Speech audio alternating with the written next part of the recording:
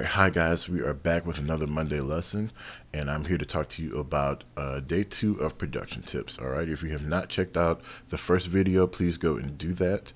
Just talk to you about some things that get you into production or some things that are going to make you a better producer.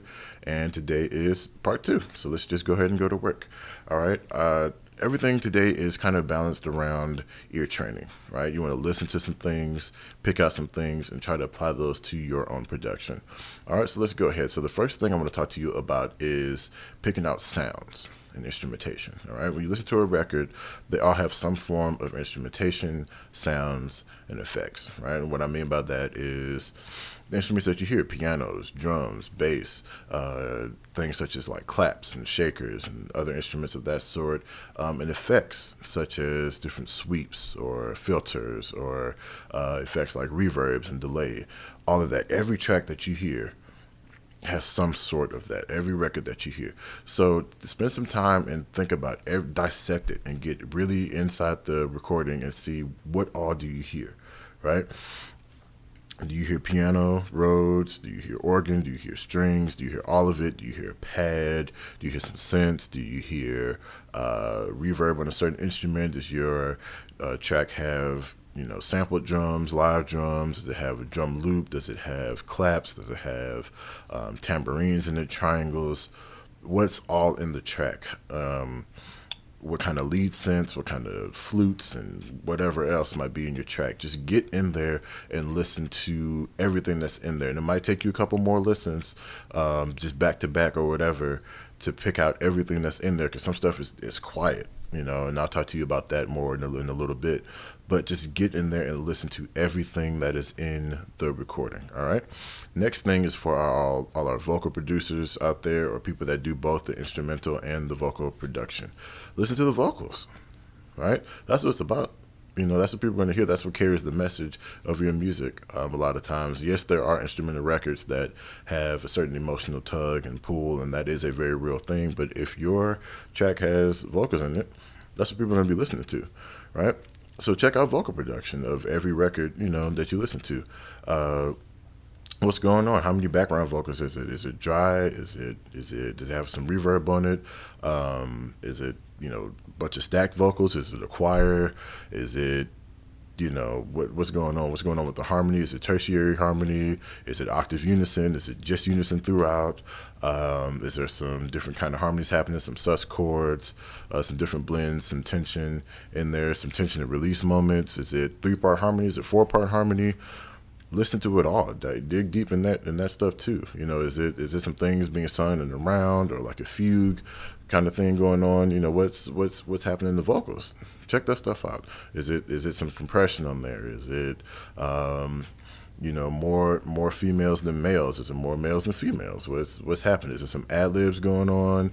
Right? Is it lead vocals say something in the background is repeated in harmony? Is there some delay on the lead vocals? Is it what's going on? Check out. Is it a different EQ?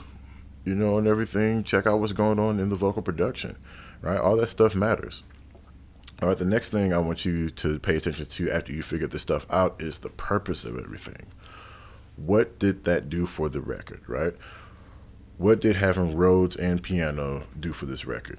What did the strings do for this record, right? What did piano and organ do for this record? Because not everything, the organ just doesn't mean church, right? There's R&B used in gospel, in funk, in R&B, in jazz, right? It's organ used a lot of places, different kinds of organs. So what did that do for the record, right? What did the synth do for the record? What did these claps do for the record? What was the purpose of using a synth bass versus a live bass? What was the purpose of having a drum loop and live drums versus just live drums? What was the purpose of taking out the claps in this section? What was the purpose of the tambourine? What was the purpose of the reverb? Like, check out what that did for the record. That's going to stop you from just throwing stuff on, different records just because you heard it a couple times, right? Everything has a purpose. And sometimes you don't need everything. You don't need a track that has 50, instrument tracks on it and, 30 stacked vocals. You may need 4 instruments and 3 vocals cut once or twice. Sometimes simple does it better, easy does it. So just listen to these records and think about what the purpose of everything was. All right. And then the next thing is balance, right? That's kind of what I was hinting at earlier.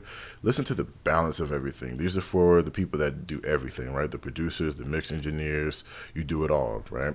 Or you like to kind of pre-blend your stuff just to give an idea of what the song is going to sound like before it gets mixed. Listen to where everything sits, right? Where do the strings sit in this mix? Where do the vocals sit in the mix? Is the drums louder than the vocals? Is the lead vocal quieter in the background? Just by a smidge. What's going on with the claps versus the drums? Where does the shaker sit? Where does the piano sit? Is it automated? Does it pop out at certain times? Where does everything sit, and what does that do for the record? Back to purpose. What does this balance do for the record? Why do you have the drums and the kick so loud? Why do you have the bass louder than the kick?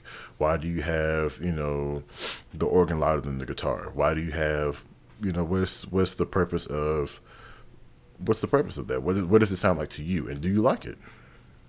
And if you don't like it, can you augment it, and take it and do your own thing to it to kind of get it to sit where you like, and know why you're doing that, right?